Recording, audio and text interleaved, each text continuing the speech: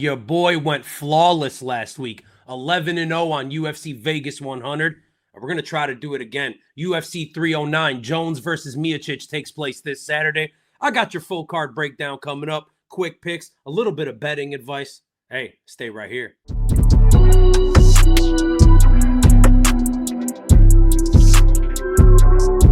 What is going on, guys? Dino Bam Bam here with the 10-7 MMA. Happy to be back in your lives with another quick picks. And if y'all just watched that little intro or you watched last week's quick picks, you would know your boy went flawless. That's right. I swept the goddamn card. 11-0, picked every goddamn fight right, okay? Every goddamn fight. I watch a lot of these MMA YouTubers. I watch a lot of these experts. They ask you for Patreons. They ask you for super chats. They go live and you're donating money and you're doing all this shit and you're wasting it because your boy right here goes flawless and I don't ask you for a fucking red cent. All I ask for you to do is do like the thing at the bottom says. Just like and subscribe. Leave a thumbs up or a fucking comment. Help your boy out. I'm helping you out. We're making all this bread together. Subscribe. We're doing big things. Speaking of big things, you heard our little intro music. I'm sure you guys, some of you like it. You've commented on it. Our boy J-Mix, who made that, he's doing some big ass things. Just got nominated for a Grammy. So shout out J-Mix. Man, that's unfucking believable. We're doing massive things at the 10-7 MMA. Speaking of massive things, we got UFC 309, and it don't get more fucking massive than Jon Jones, guys. The GOAT. He's back. The GOAT is back, and he's taking on the heavyweight GOAT, Stipe Miocic. This card is pretty damn top heavy. It's top heavy. There's not much to say. The prelims, a little boring, not too many big names, but they stacked the top of this card for us. Hey, man, let's get right into it. We're going to try to stay perfect like we did last week. Let's start with the first fight of the night. We got Veronica Hardy. You know she's a my girl. She's taking on Eduarda Moura. Guys, Veronica Hardy, well-rounded fighter. Great striker, taekwondo background. Pretty good grappler, too. And the biggest thing that I love about Veronica Hardy, that brain. Don't take it out of context. Her IQ is fucking phenomenal. I love her IQ. She's obviously married to Dan Hardy. He's a smart guy himself when it comes to the game. Just a smart guy in general. I love everything about Veronica Hardy, guys. She's fast, man. She's pretty powerful for the division. She makes every fight tough, and she is a fun women's MMA fighter. She's taking on Eduarda Moura, a dangerous submission artist. So this is going to be a striker versus grappler kind of fight. Eduarda Moura is really damn aggressive. She excels at getting the fight to the ground quickly. On the mat, she's always looking for submissions. She seems pretty powerful on the ground. I think she's 10-1. She's a pretty good fighter. I think Vegas has the odds right here, man. I see it -155 for Veronica Hardy. I like it. I'm going to stick with Veronica Hardy by decision here. We know that if there's some weird decisions, the UFC likes to give those to Veronica Hardy. No shade. So I expect this to be a fun fight, a decision either way. But I'll go Veronica Hardy. Probably a split decision, to be honest with you. The IQ, man. It's just the IQ. Anyways, moving on. Next fight of the night, we've got the Welshman, Oban Elliot. And he's taking on Basel Hafez. Guys, Oban Elliot, a well-rounded fighter, strong striker, decent grappling skills, likes to push the pace, likes to use his cardio and weaponize the pace, as a lot of people like to say. He overwhelms his opponents. His grappling is pretty underrated. A lot of people like to think of him as strictly a striker. I don't find that to be the case. He has some good submission ability, decent control on top, and his cardio is great. His toughness is great. Overall, just a good fighter. And he's taking on Basel Hafez, who is an absolute fucking dog. A grappler with some really heavy striking, right? He kind of fits that prototype. The wrestler that throws heavy-ass bombs. A tough-ass dude. Really tough-ass dude. We saw that in his fight against, was it JDM? I believe that was his UFC debut, if I'm not mistaken. Give me 1 second here. Let's see. Yeah, that was his debut, and then the next time out, he beat the shit out of Mickey Gall. Guys, look, to me, Basel Hafez is I think he's just better than Oban Elliot. I don't really see why everybody's on the Oban Elliot side. -218 seems a little bananas to me. Maybe the +180 is kind of swaying me. I just think Basel Hafez is going to win this fight by decision. I think he's going to implement the wrestling early and often. And if he can interrupt the striking of Oban Elliot and just kind of wear him out, spend 6, 7, 8 minutes of control time, throughout the 15 minutes of this fight, I don't see how Oban Elliot's going to finish him. So I got to go Basel Hafez by decision. It just makes a lot of sense to me. I don't see a world that Oban Elliot finishes him. And I think with the wrestling of Basel Hafez, that's what Elliot's going to have to do. So, Basel Hafez by decision. I'm going to take a sip of my drink before we move on to the next fight. While I'm doing that, do like the thing at the bottom says, guys. Like, subscribe. Your boy went flawless. We're trying to do it again, so go ahead. Oh, yeah. It's a good adult beverage right there. We move on. McGhee Gall. He's taking on Ramiz Brahimaj. In terms of, like, skill for skill, this is probably one of the worst fights you're going to see in the UFC. It's definitely one of the worst fights you're going to see on this card. Again, skill for skill, right? Like pound for pound skill. McGhee Gall, the first guy we have, a grappler. Pretty tough dude. Not pretty tough. Very damn tough dude. Good submission skills. But he's really kind of like one-dimensional. Yes, his striking is improving. It's a shame for McGhee Gall, right? He's a guy that was brought into the UFC, had to grow up in the UFC. He's only ever fought in the UFC. So a really weird situation. He never really got to like train those skills and get them better as he's like, ascending. And it's a shame for McGhee Gall. But, I guess at this point, a veteran of the game, some good amount of UFC experience. I'm going to need to take this fight to the ground. He's taking on Ramiz Brahimaj, another guy who I'm not very high on. I mean, he comes in with like a highly credentialed submission game.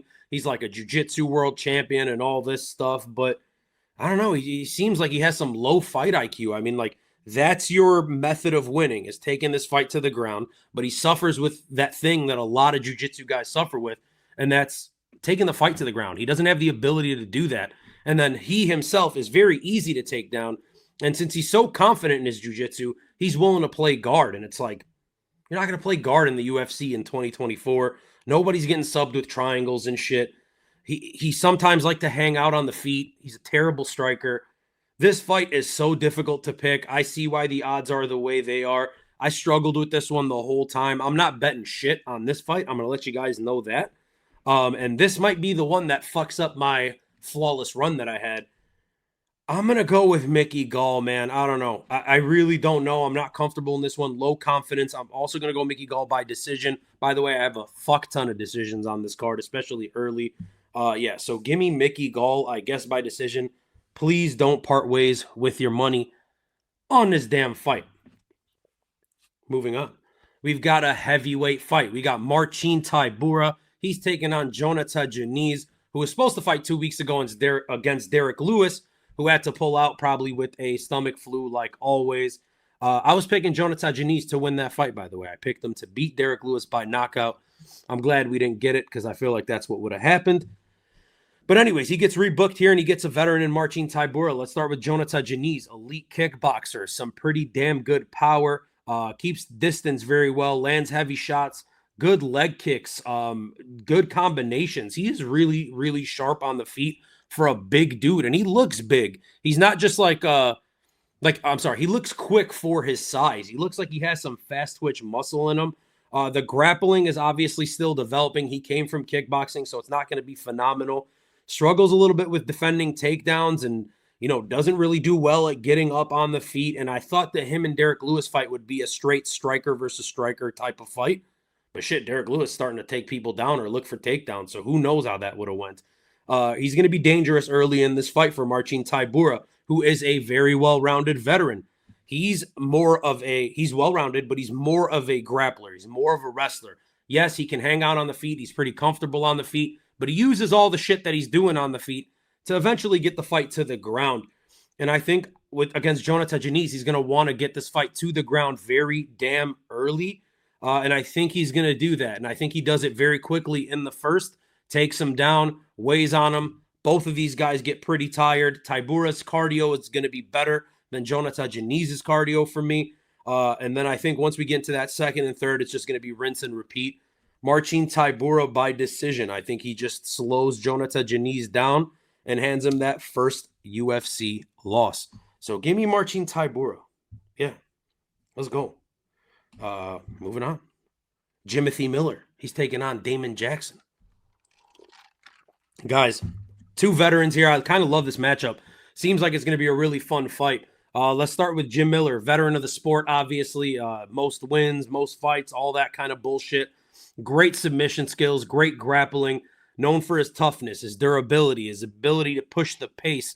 Known, and you know, I always say this, but when you're a guy that's been in the UFC for so goddamn long, you're going to be good at everything.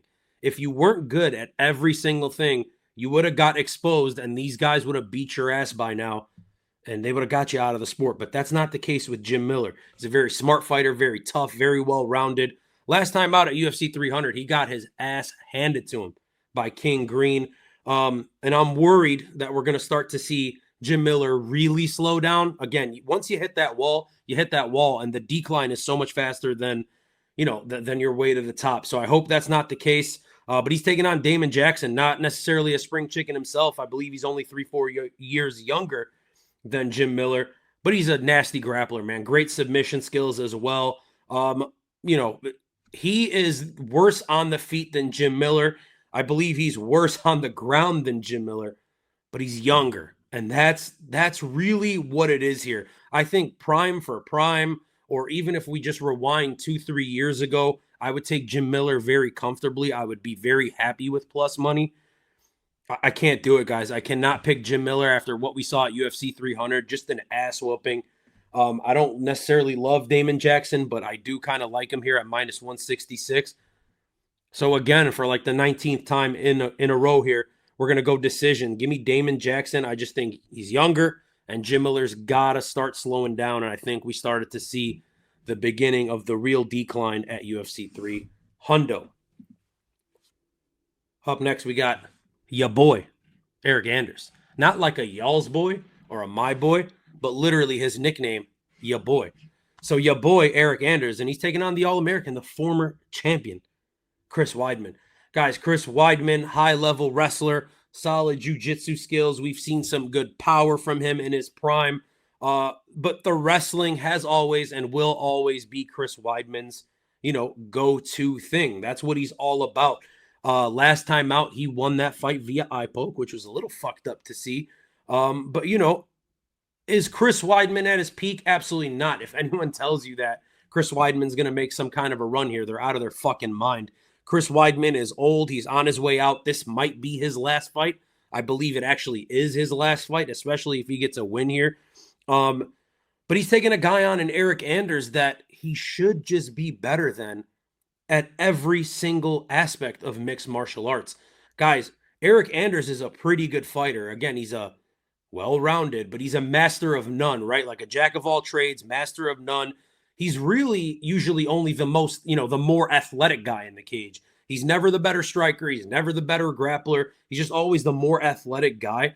And, you know, Eryk Anders, a former college football player. Like, I just don't see how he beats Chris Weidman. I think the UFC wants Chris Weidman to come home to New York City, get himself a win, retire at MSG, and, you know, just kind of call it a career. So, again, I will go with another decision. I think I'm starting this card off with like 7 or 8 straight decisions. It's probably not the case, right? It's probably not the case. I can't be perfect with methods as well. I did hit a couple methods and rounds last week. But I'm just saying, I don't see Chris Weidman necessarily finishing Eryk Anders, and I really don't see I shouldn't say that. I could see Eryk Anders definitely finishing Chris Weidman. Both of these guys' chins are kind of cracked. But yeah, I'll go decision. I think Chris Weidman just kind of wears him down up against the cage, takes him down. That's how I'm seeing it. It could go either way. Do not bet that. Please do not bet that fight. Stay the fuck away from that. As far as a fight you can bet, I like this one a lot. And I like both of these guys a lot. Pause. No Diddy. Jonathan Martinez versus Marcus McGhee. Absolutely shocked to see the odds being this way. I know that Marcus McGhee has kind of made a name for himself. I know a lot of fans absolutely love Marcus McGhee, your boy included right here. But I thought, Jonathan Martinez, like when this fight got announced, I think about the odds. I think about who I think is going to win before I watch any tape or do any studying. And I was like, Jonathan Martinez is going to be like a minus 190. And it's, you know, damn near, it's the other way around. It's the other way around. But anyways, Jonathan Martinez, a versatile striker known for his dangerous kicks, guys, especially the leg kicks. The leg kicks are fucking nasty. The body kicks are nasty. Patient, very, very technical striker. Great range, lands clean shots, avoids damage. I think his striking is dangerously underrated. It's dangerous and dangerously underrated. Very, very sharp, a great counter striker. Grappling is okay. It's not his thing, but he's all right at it. He wants to keep the fight standing. And that's a dangerous game to play against Marcus McGhee. I get it. He's a very powerful striker, explosive, one-shot knockout power, is constantly just pushing the pace. He's pushing forward. He's aggressively throwing crazy shit. He can end the fight literally at any moment.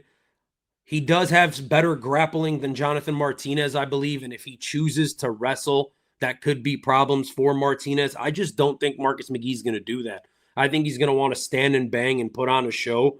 And I think if we stay for 15 minutes in a kickboxing fight, Jonathan Martinez is going to outpoint him. So again, I will go by decision. I'm picking Jonathan Martinez. I think he chops up Marcus McGhee's legs. And when I was writing my, my predictions here, I was like, I got to break this fucking decision streak. I was going to take Jonathan Martinez, hot ass take by, leg kick TKO. I just can't do it. I expect this to be a decision. He's not very hittable, so I don't expect Marcus McGhee to land one of those patented one-shot knockouts. And then Marcus McGhee's tough as fuck, so I don't know that he gets finished. So I have to go by decision again. Yeah, give me Jonathan Martinez plus money, the dog. Moving on, we've got an absolute my boy in Mauricio Ruffy from the Fighting Nerds, and he has taken on James Llontop. Guys, if you have been watching for any amount of time, anybody that's really into the MMA community is so fucking hyped about this guy, Ruffy from the Fighting Nerds. Fucking monster. Absolute savage. Well-rounded. Powerful as hell. Stupidly dangerous. He has such good power on the feet. Great grappling skills. He's like 28 years old. On the feet, he resembles like a young Conor McGregor. This kid is the real fucking deal. I don't think that a guy like James Llontop, who is just a tough grinder type of fighter, it has anything for Mauricio Ruffy. And that's no shade against James Llontop. I think he's fine. I think he's low to mid-level UFC caliber. It's just that I think so damn highly of Mauricio Ruffy, and there's no way. There's no way this fight goes to decision. Mauricio Ruffy is going to get a finish, either in the first or the second, and I'm going to bet that it's the first. So I'm going Mauricio Ruffy. If I'm going to bet this fight, if I'm going to parlay this, which I'm very comfortable parlaying it. I know that sounds nuts. It's a minus 750. But I would even parlay the Mauricio Ruffy by finish prop whenever that drops. It could be a sub. It could be a knockout. I'm going to say knockout. I'm just going Mauricio Ruffy TKO up against the cage round one. I think the sky is the limit for this kid. I think we will see him in a top 10, top 5 very damn soon. Excited to see Mauricio Ruffy and glad they got him on a John Jones card. Moving on, we've got Viviane Araujo. Vivi, she's taking on Karine Silva. Karine Silva, of course, is the chick with the fucking sideshow bob hair. That shit is absolutely phenomenal. But besides her hair being phenomenal, she's a fucking phenomenal fighter. I mean, this girl has unbelievable power and unbelievable finishing ability for the division. All but one of her pro wins is by finish. And that was last time out that she got that decision win against Ariane Lipski, who is an absolute fucking beast. This girl is awesome. She's well-rounded. She's tough. She's powerful. She's got finishing ability. She is a fun prospect. I thought she was a little younger than 30 years old, but shit, she's still got some time. And then she's taken on a veteran in Viviane Araujo, who's another well-rounded fighter, a very tough girl, some good power, good sub skills herself. Minus 285 does seem a little outlandish, but I tend to agree with Vegas in this case. I like Karine Silva here. I like her a lot in general. I think Vivi is on the way out, and I think Karine Silva is on the way up and soon to be peaking. So give me Karine Silva. Probably by submission. I'll go Karine Silva round 2 very late, maybe early round 3. I believe she's going to take Vivi down. I think she's going to beat her up, slow her down, eventually take the back, sink in the RNC, Love me some Karine Silva. So let's ride. Hey, now we get to see Bo Nickal, guys. No Bickle, as he's known on Instagram.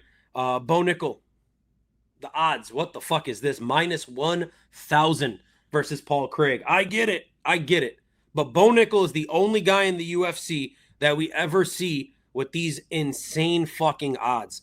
Like, I don't know what the odds were for like Johnny Walker versus Paul Craig or any one of Paul Craig's fights, but I bet you it wasn't minus 1,000 the other way. Absolutely ridiculous. Paul Craig, as we know, right? He's kind of like a GM3 who we just saw this week. I mean, he's not as powerful as GM3, even though he looks like he should have so much fucking power. But he's like a submission or bust kind of guy. He's a Hail Mary kind of guy. He's a comeback kind of guy. He gets his ass beat for a while. Then he throws up fucking miraculous submissions to beat guys like Magomed Ankalaev. So go fucking figure. He's taking on Bo Nickal, minus 1,000. Guys, the Penn State former multiple time fucking NCAA champion and this and that, an Olympic fucking guy. He wasn't in the Olympics, but Olympic qualifier and all this bullshit. Bo Nickal is really that fucking guy. And yes, he's getting babied up the standings here, up the roster here. Rightfully so. They want to build this guy into being the next superstar, and he's gonna be that. Bo Nickal is really about that life. We've seen obviously filthy wrestling from him. We've seen filthy submission skills from him. We've also seen some nasty ass power.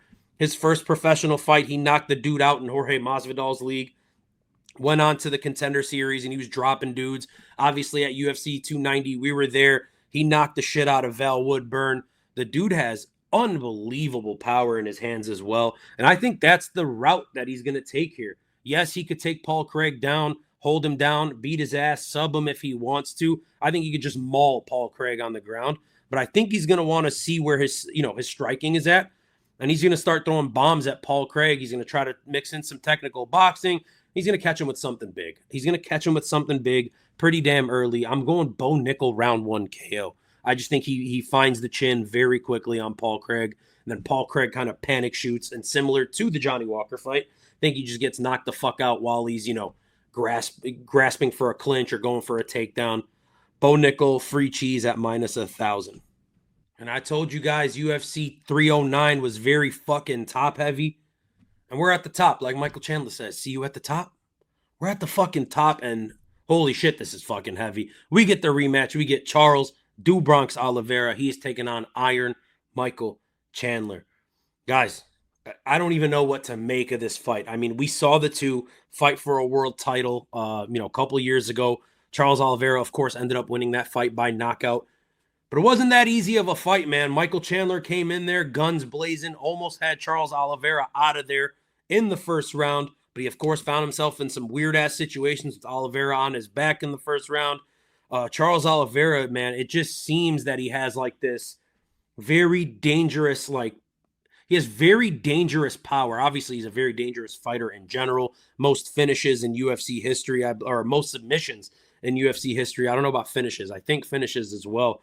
But, man, Oliveira's power, it just seems like there's something to it. We saw Justin Gaethje. He said that's the hardest he's ever been hit in his life, and it really didn't look like that. I was there for that fight live. I was super excited for Charles Oliveira. But Gaethje said when he got that right cross to his face, or I don't know if it was a right or a left cross, but either way, he caught that shot from Charles Oliveira, and he was like, I felt electricity from my tongue go through my body. So that's absolutely fucking nuts from Charles Oliveira. And, of course, the jiu-jitsu skills are crazy. But then we have Michael Chandler. He's your favorite fighter's favorite fighter. There has never been a boring Michael Chandler fight. He's here to fucking entertain. He is so goddamn dangerous himself. He comes in there, throws those massive looping shots. The wrestling, it's very underutilized from Michael Chandler, a former D1 wrestler. He used to use it in his younger days, hasn't used it as much anymore. I get the feeling that he's going to be using that a lot in this fight and moving forward. We have to factor in the fact that he's been sitting out for 2 years, guys.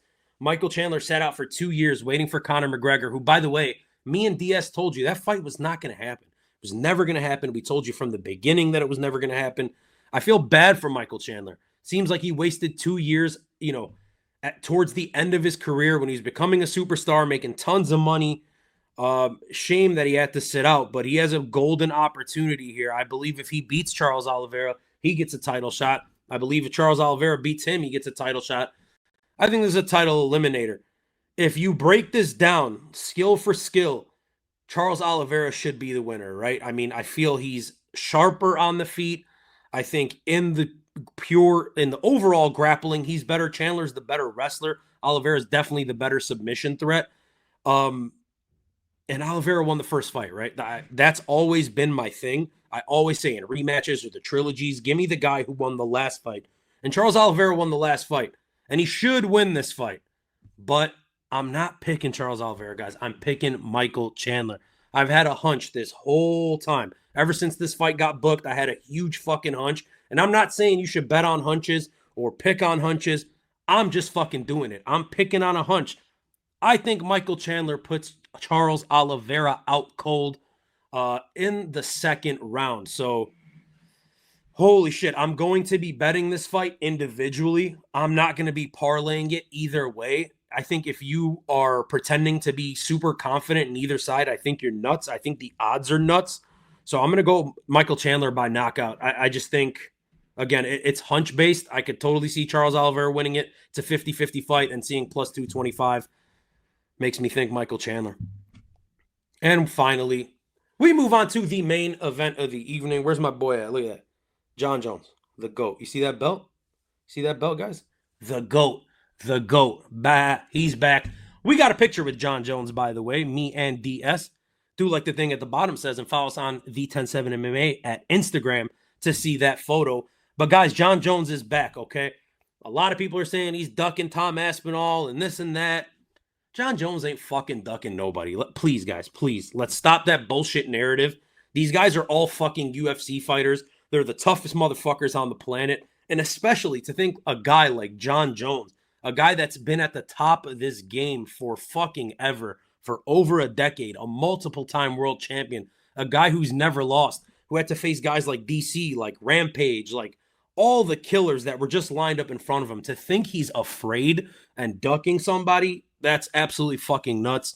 But anyways, he's taking on Stipe Miocic. Guys, Stipe Miocic, let's talk about him. He is the heavyweight GOAT, okay? He has the most title wins in UFC heavyweight history, the most defenses in UFC heavyweight history, beat DC in a trilogy 2-1. Stipe Miocic, absolutely nasty boxing, guys, for the heavyweights. He's probably the best heavyweight boxer we've ever seen in MMA, and his grappling is pretty damn good as well. Last time out was a very fucking long time ago. I want to say it was 4 or 5 years ago at this point. It was during the pandemic. It was at the Apex versus Francis Ngannou, and he got fucking sparked out. But just to you know, kind of like jog your memories, guys. We've seen years and years of UFC since Stipe Miocic has last fought, let alone won. Stipe Miocic has never worn Venom shorts in the UFC. His last win, Conor McGregor has a more recent win than Stipe Miocic. So I get it. I know he's dangerous. I know he's the GOAT, but he's 42 years old, guys. I don't see any way in hell that he has anything for Jon Jones. I have to take Jon Jones in this one. And I think Jon Jones is going to get a takedown very early in the first, similar to the Cyril Gane fight. And I think he's just going to beat the shit out of Stipe Miocic on the ground. I don't think he has to take this fight to the ground. I think he can win standing, but grappling is the easiest way to win this fight for Jon Jones. And I think that's what he does. I think he hangs out on the feet for a minute, 2 minutes, kind of tests it out. If he doesn't find himself a finish on the feet there, he's going to take it to the ground. He's going to beat the shit out of Stipe, and he's going to finish him. This fight does not go past 2 rounds. I don't know that it goes past the first.